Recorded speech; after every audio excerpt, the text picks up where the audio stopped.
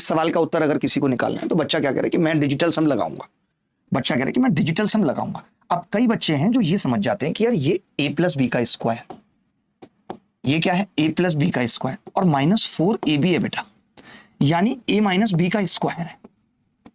a plus B के square में से अगर 4ab घटाऊं तो a माइनस बी का स्क्वायर है।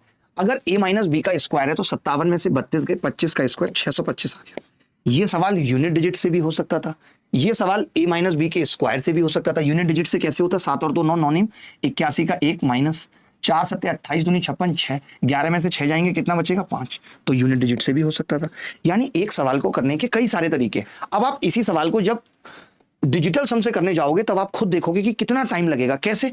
आप इसका डिजिटल सम निकालोगे, इसका निकालोगे, उसके बाद आपको चारों ऑप्शन का निकालना पड़ेगा और लास्ट ऑप्शन उत्तर है, यानी लास्ट में जाके आपको उत्तर मिलेगा। तो आप ये सोच के खुश मत हो कि हर सवाल में डिजिटल सम अच्छा होता है, बिल्कुल भी अच्छा नहीं होता। डिजिटल सम लास्ट हथियार। अब इसमें क्या है कि यूनिट डिजिट बहुत आसानी से ही पता चल रही है। कैसे? आप बताओ, ये a प्लस बी का स्क्वायर है, a माइनस बी का स्क्वायर है तो 4 आता है, 4 यानी 4ab आएगा उत्तर। a प्लस बी के स्क्वायर में से a माइनस बी का स्क्वायर घटाएं तो उत्तर कितना आएगा? 4ab आएगा। तो मैंने कहा 4ab का मतलब क्या हो गया?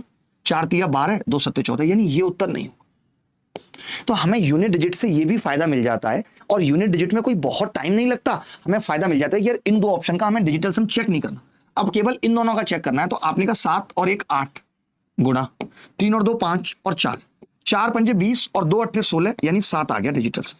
अब मैं केवल दो ऑप्शन का चेक करूंगा, 7 किस किस में आ रहा है। 5 और 4 9, 8 और 8 16 और 7 23, नहीं होगा ये उत्तर। तो बस यही होगा, अब चेक करने की जरूरत नहीं हुई, चाहो तो चेक कर लो, जरूरत नहीं है। 8 तिया 24 और 6 34 7। अब फायदा क्या हो गया कि केवल मैंने एक ऑप्शन का डिजिटल सम चेक किया, वो नहीं हुआ, इसका मतलब दूसरा उत्तर हो। लेकिन हम यहां पे क्या चेक कर सकते थे? इतना भी देखने की जरूरत नहीं थी। जब आप ये समझ गए थे कि a प्लस बी के स्क्वायर में से अगर a माइनस बी का स्क्वायर घट रहा है, समझना, और आपको ये पता चल गया था कि यार 4ab आ रहा है, तो आप यूनिट डिजिट और 4 का मल्टीपल ही काफी था कि संख्या 4 से कटेगी, 4 का मल्टीपल है संख्या, और दूसरा यूनिट डिजिट 4 होगा। तो आप ये कह सकते थे कि 54 के तो लास्ट 2 डिजिट 4 से नहीं कट रहे, तो ये उत्तर नहीं होगा। तो आपको डिजिटल सम निकालने की जरूरत भी नहीं थी, आप इतने से ही उत्तर बता सकते थे कि ये 4 का मल्टीपल होगा।